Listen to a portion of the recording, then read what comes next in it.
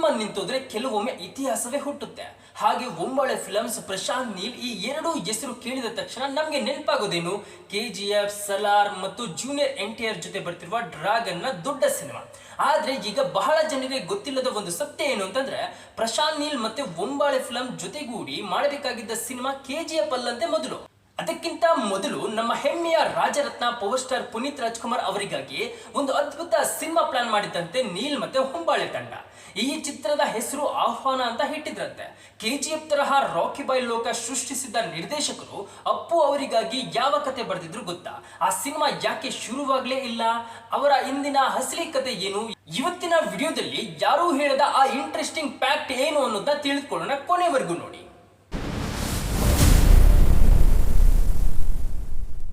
ನಮಸ್ಕಾರ ಬಾಸ್, ಎಲ್ಲರಿಗೂ ಈ ಚಾನೆಲ್ಗೆ ಸ್ವಾಗತ. ನಾನು ವೈಭವ್ ವೇದಾಂತ್. ಮೊದಲಿಗೆ ಪ್ರಶಾಂತ್ ನೀಲ್ ಅಂದ್ರೆ ನಮಗೆ ನೆನಪಾಗೋದು ಕತ್ತಲೆಯ ಲೋಕ, ಗನ್ಗಳು, ರಕ್ತದೋಕುಳಿ, ಮಾಸ್ ಡೈಲಾಗುಗಳು ಮತ್ತು ಸ್ಕ್ರೀನ್ ನಡಗಿಸುವ ಎಲಿವೇಶನ್ ಸೀನ್ಸ್. ಹೌದಲ್ವಾ? ಆದ್ರೆ ಪುನೀತ್ ರಾಜ್ಕುಮಾರ್ ಅವರಿಗಾಗಿ ಅವರು ಬರೆದಿದ್ದ ಕತೆ ಯಾವುದು ಗೊತ್ತಾ? ಇವತ್ತಿನ ಜನ ಕಲ್ಪನೆಗೂ ಬರದಷ್ಟು ವಿಭಿನ್ನವಾಗಿತ್ತಂತೆ. ಯಾಕಂದ್ರೆ ಅದು ಆಕ್ಷನ್ ಸಿನಿಮಾ ಅಲ್ಲ, ಬದಲಿಗೆ ಆಹ್ವಾನ ಒಂದು ಪಕ್ಕ ಎಮೋಷನಲ್ ಫ್ಯಾಮಿಲಿ ಡ್ರಾಮಾ ಆಗಿತ್ತಂತೆ. ಇದನ್ನ ಕೇಳಿದಾಗ ನಮಗೆ ಅನ್ಸಿದ್ದೇನು ಗೊತ್ತಾ? ನೀಲ್ ಅವರು ಆಕ್ಷನ್ ಬಿಟ್ಟು ಬೇರೆ ಫ್ಯಾಮಿಲಿ ಡ್ರಾಮಾ ಮಾಡಬಲ್ಲರ ಅಂತ. ಹೌದು, ಉಗ್ರಂ ತರಹ ರಗಡ್ ಸಿನಿಮಾ ಮಾಡಿದ ನಿರ್ದೇಶಕರು ಫ್ಯಾಮಿಲಿ ಸಿನಿಮಾ ಹೇಗೆ ಸಾಧ್ಯ ಅಂತ ಫೀಲ್ ಆಗ್ಬೋದು. ನಾವು ಇದನ್ನ ಪಾಸಿಟಿವ್ ಆಗಿ ಯೋಚನೆ ಮಾಡೋದಾದ್ರೆ, ಒಬ್ಬ ಅಡಿಗೆ ಭಟ್ಟ ಬಿರಿಯಾನಿ ಚೆನ್ನಾಗಿ ಮಾಡ್ತಾನೆ ಅಂದ ಮಾತ್ರಕ್ಕೆ ಅವನಿಗೆ ಪಾಯಸ ಮಾಡಕ್ಕೆ ಬರಲ್ಲ ಅಂತ ಅಲ್ವಲ್ಲ. ಹಾಗೆ ನಮ್ಮ ನೀಲ್ ಅವರಿಗೆ ವೆರೈಟಿ ಪದಾರ್ಥಗಳು ಮಾಡಕ್ಕೂ ಬರುತ್ತೆ. ಪ್ರಶಾಂತ್ ನೀಲ್ ಅವರೊಳಗಿನ ಒಂದು ಅದ್ಭುತ ಎಮೋಷನಲ್ ಕತೆಗಾರನು ಇರಬಹುದು. ಈ ಭಾವನಾತ್ಮಕ ಕಥೆಯನ್ನ ಅಪ್ಪು ಅವರ ಮೂಲಕ ತೆರೆ ಮೇಲೆ ತರಲು ಅವರು ರೆಡಿ ಆಗಿದ್ರು.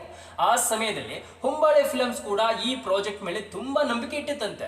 ನಿರ್ಮಾಪಕ ವಿಜಯ್ ಕಿರುಗುಂದರ್ ಕೂಡ ಈ ಕತೆ ಕೇಳಿ ಗ್ರೀನ್ ಸಿಗ್ನಲ್ ಕೊಟ್ಟಿದ್ರಂತೆ. ಹೀರೋ ಬಂದು ಪುನೀತ್ ರಾಜ್ಕುಮಾರ್, ಡೈರೆಕ್ಟರ್ ಪ್ರಶಾಂತ್ ನೀಲ್, ಪ್ರೊಡಕ್ಷನ್ ಹೊಂಬಾಳೆ ಫಿಲಮ್ಸ್.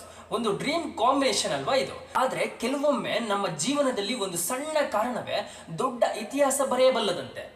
ಹೌದು, ಅದೇ ನಿಟ್ಟಿನಲ್ಲಿ ಆಹ್ವಾನ ಸಿನಿಮಾ ಸ್ಟಾರ್ಟ್ ಆಗದೆ ನಿಂತು ಹೋಗುತ್ತೆ. ಇನ್ನು ಇದು ನಿಂತು ಹೋಗೋದಕ್ಕೆ ಕಾರಣ ಏನು ಅಂತಂದ್ರೆ ಡೇಟ್ ಕ್ಲಾಶ್. ಎಸ್, ಆ ಸಮಯದಲ್ಲಿ ಅಪ್ಪು ಅವರ ಸಾಲು ಸಿನಿಮಾಗಳಲ್ಲಿ ಬ್ಯುಸಿ ಆಗಿದ್ದಾರೆ. ಒಂದು ಕಡೆ ಚಕ್ರವ್ಯೂಹ, ಇನ್ನೊಂದು ಕಡೆ ರಾಜ್ಕುಮಾರ, ಮತ್ತೊಂದು ಕಡೆ ಅಂಜನಿ ಪುತ್ರ. ಹೀಗೆ ಮುಂದಿನ 1.5 ವರ್ಷದವರೆಗೂ ಅವರ ಕಾಲ್ ಶೀಟ್ ಸಂಪೂರ್ಣ ಫುಲ್ ಆಗಿತ್ತು. ಇನ್ನೊಂದು ಕಡೆ ಪ್ರಶಾಂತ್ ನೀಲ್ ಕತೆ ಸಿದ್ಧಪಡಿಸಿಕೊಂಡು ಶೂಟಿಂಗ್ ಆಗಿ ರೆಡಿ ಆಗಿದ್ರು. ಆದ್ರೆ ಅಪ್ಪು ಅವರು ಯೋಚನೆ ಮಾಡಿದ್ದೇನು ಅಂತಂದ್ರೆ, ಈಗಾಗಲೇ ಒಪ್ಪಿಕೊಂಡಿದ್ದ ನಿರ್ಮಾಪಕರು ಮತ್ತು ನಿರ್ದೇಶಕರನ್ನು ಕಾಯಿಸುವುದು ಬೇಡ ಅಂತ ಯೋಚನೆ ಮಾಡಿದ್ರು. ಅದೇ ಸಮಯದಲ್ಲಿ ತಮಗಾಗಿ ಕತೆ ಬರೆದ ಪ್ರಶಾಂತ್ ನೀಲ್ ಅವರನ್ನು ಸುಮ್ಮನೆ ಕಾಯಿಸೋದು ಸರಿ ಇಲ್ಲ ಅಂದುಕೊಂಡ ಪುನೀತ್ ರಾಜ್ಕುಮಾರ್ ಅವರು ಮತ್ತೆ ನೀಲ್ ಅವರಿಗೆ ಒಂದು ಸಜೆಷನ್ ಕೊಡ್ತಾರಂತೆ. ಸೊ ಇದರಲ್ಲಿಯೇ ಅಪ್ಪು ಅವರ ದೊಡ್ಡತನ ಕಾಣಿಸುತ್ತೆ ನೋಡಿ. ಅಪ್ಪು ಪ್ರಶಾಂತ್ ನೀಲ್ಗೆ ಹೇಳಿದ ಒಂದು ಮಾತು ಅಂತಂದ್ರೆ, ನನ್ನ ಡೇಟ್ಸ್ಗೆ ನೀವು ಕಾಯ್ತಾ ಕೂರಬೇಡಿ, ನಿಮ್ಮ ಹತ್ತಿರ ಬೇರೆ ಯಾವ್ದಾದ್ರು ಕತೆ ಇತ್ತು ಅಂತಂದ್ರೆ ಸಿನಿಮಾ ಮಾಡಿ ಅಂತ ಹೇಳಿದ್ರಂತೆ. ಆ ಒಂದು ಮಾತು ಒಬ್ಬ ನಿರ್ದೇಶಕರ ಜೀವನವನ್ನೇ ಬದಲಾಯಿಸಿತು ಅಂತ ಹೇಳ್ಬೋದು. ಅಪ್ಪು ಕೊಟ್ಟ ಆ ಪಾಸಿಟಿವ್ ಎನರ್ಜಿ ಜೊತೆ ಪ್ರಶಾಂತ್ ನೀಲ್ ಅವರು ಹೊಂಬಾಳೆ ಫಿಲಂ ಜೊತೆಗೂಡಿ ಯಶ್ ಅವರಿಗೆ ಹೊಸ ಕಥೆಯನ್ನ ರೆಡಿ ಮಾಡ್ತಾರೆ. ಸೊ ಆ ಕಥೆಯ ಹೆಸರು KGF. ಈ ಸಿನಿಮಾ ಭಾರತೀಯ ಚಿತ್ರರಂಗದ ಇತಿಹಾಸವನ್ನೇ ಬದಲಾಯಿಸಿತು. ಅಂದು ಆಹ್ವಾನ ಸಿನಿಮಾ ಸೆಟ್ಟೇರಿದರೆ ಇಂದು ನಮಗೆ KGF ಸಿಕ್ತಿತ್ತೋ ಗೊತ್ತಿಲ್ಲ. But Appu Prashanth Neel combination Sandalwood ನಲ್ಲಿ ಮತ್ತೊಂದು ಮೈಲಿಗಲ್ಲು ಸೃಷ್ಟಿ ಮಾಡ್ತಿತ್ತು ಅನ್ಸುತ್ತೆ. ಆದ್ರೆ ಒಂದು ವಿಷಯ ಮಾತ್ರ ನಿಜ ಬಾಸ್, ಆಹ್ವಾನ ಸಿನಿಮಾ ನಿಂತರೂ ಕೂಡ ಅಪ್ಪು ಮತ್ತು ಪ್ರಶಾಂತ್ ನೀಲ್ ನಡುವಿನ ಗೌರವ ಮತ್ತು ಬಾಂಧವ್ಯ ಯಾವತ್ತೂ ಕಡಿಮೆ ಆಗಲಿಲ್ಲ ನೋಡಿ. ಮುಂದೆ ಪ್ರಶಾಂತ್ ನೀಲ್ ಅವರು ಅಪ್ಪು ಅವರ ಯುವರತ್ನ ಸಿನಿಮಾಗೆ ಸಪೋರ್ಟ್ ಮಾಡಿ ಪೋಸ್ಟರ್ ರಿಲೀಸ್ ಕೂಡ ಮಾಡ್ತಾರೆ. ಈ ಒಂದು ಸನ್ನಿವೇಶ ಇಬ್ಬರ ನಡುವಿನ ಆತ್ಮೀಯತೆಗೆ ಸಾಕ್ಷಿಯಾಗುತ್ತೆ. ಮತ್ತೆ ಅಪ್ಪು ಪ್ರಶಾಂತ್ ನೀಲ್ ಜೋಡಿಯ ಒಂದು ಅದ್ಭುತ ಸಿನಿಮಾ ನಮಗೆ ಮಿಸ್ ಆಯ್ತು ಅನ್ಸುತ್ತೆ. ಆದ್ರೆ ಅದೇ ಸಮಯದಲ್ಲಿ ಭಾರತಕ್ಕೆ KGF ಎಂಬ ಹೆಮ್ಮೆಯ ಸಿನಿಮಾ ಸಿಕ್ತು. ಇದರಿಂದ ನಮಗೆ ಪ್ರೂವ್ ಆಗುತ್ತೆ, ಕೆಲವೊಮ್ಮೆ ನಿಂತು ಹೋದ ಒಂದು ಕನಸೆ ಇನ್ನೊಂದು ದೊಡ್ಡ ಇತಿಹಾಸಕ್ಕೆ ಕಾರಣವಾಗುತ್ತದೆ ಅನ್ನುವುದನ್ನ. ಮತ್ತೆ ಬಾಸ್, ನಿಮ್ಗೆ ಕೊನೆಯದಾಗಿ ಒಂದು ಪ್ರಶ್ನೆ, ಅಪ್ಪು ನೀಲ್ ಕಾಂಬಿನೇಷನ್ ಬಂದಿದ್ರೆ ಹೇಗಿರ್ತಿತ್ತು ಅಂತ ಕಾಮೆಂಟ್ ಮಾಡಿ. ಈ ಮಾಹಿತಿ ನಿಮಗೆ ಇಷ್ಟ ಆಯ್ತು ಅಂತಂದ್ರೆ ವಿಡಿಯೋಗೆ ಒಂದು ಲೈಕ್ ಕೊಡಿ. ಇಂತಹ ಕನ್ನಡ ಸಿನಿಮಾ ಲೋಕದ ಅಪರೂಪದ ಮತ್ತು ಇಂಟ್ರೆಸ್ಟಿಂಗ್ ಕಥೆಗಳಿಗಾಗಿ ಚಾನೆಲ್ನ ಸಬ್ಸ್ಕ್ರೈಬ್ ಮಾಡೋದನ್ನ ಮರಿಬೇಡಿ.